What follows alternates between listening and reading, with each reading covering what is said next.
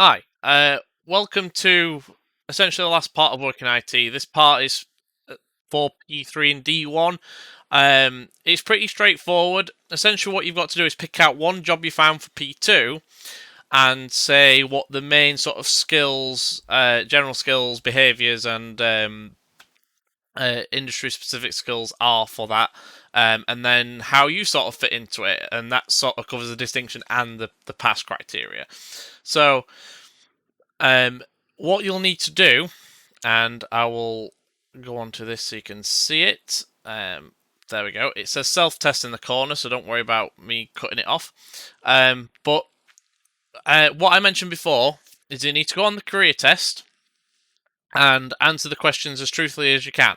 So the careers test is a test that will basically show you what careers it thinks that you're sort of more suited towards. Now, it might not be 100% accurate, and that's fine. If it comes out with something you don't like, record the results anyway, so screenshot them, put them in a Word document or PowerPoint, and say, right, I don't agree with this because of these things, or I agree with this because it says this, and this.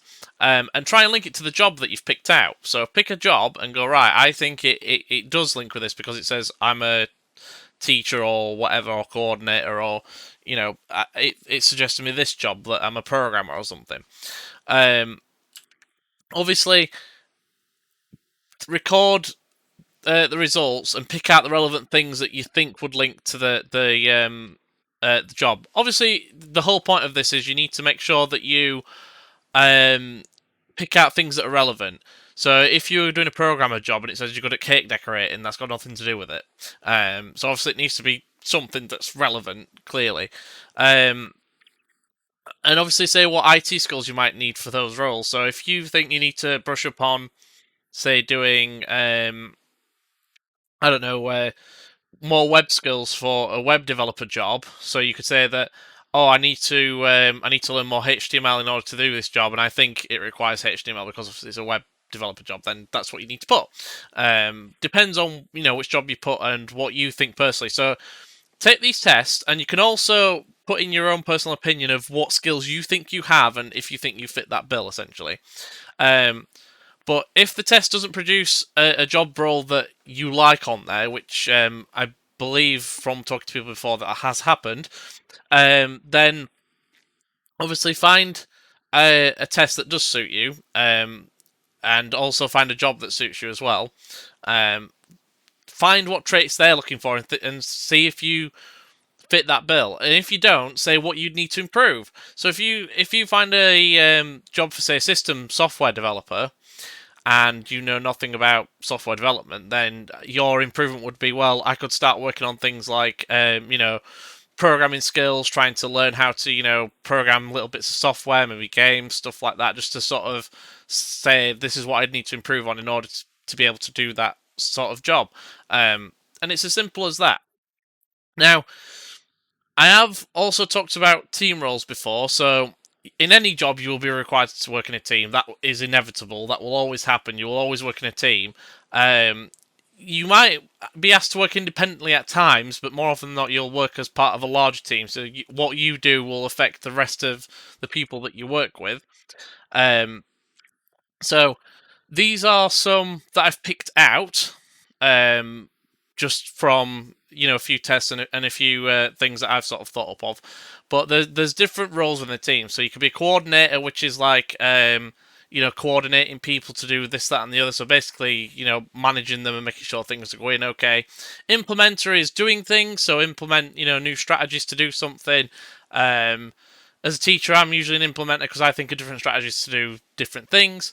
A completer finisher is someone who will finish the job to the best degree possible. So they'll work on it, and try and get it to the best degree possible. And you always have people in a team that don't do that, and people that will spend too long doing that. That's not a bad thing, but it can be depending on what sort of job you're going into. Specialist, which obviously if you're a specialist, it might be. So obviously I'm part of a team. I obviously work with, as of this recording, 2 other colleagues. And I'm more suited towards like databases and networking and computer building and things like that. whereas other people are more geared towards like game development and programming and 3D modeling and stuff like that. So we all have as different specialisms. That's that'll be inevitable in any job as well. So I'm not going to go over all of these, but these are some things that you could see in a team. Now, this is on a thing called 123test.com, which the link's there, and I'll also put it in your classroom as well, so you can see it. But literally, all I want you to do is do these tests that are on here. So that one and that one, and they will be on your classroom as well, and I'll show you where they are.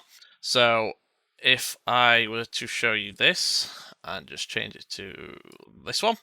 So at the bottom under resources, there's something that is there that's for another time, but there's test, and a career test. So you could take you need to take at least these two tests here, and that test is optional, but I would recommend that you do it because it will also help you talk about yourself a little bit more. So take those tests, record the results, and talk about them in terms of linking them to a job. It's quite straightforward, it's quite easy, and that should be literally the last part, P3 of this unit, to be honest.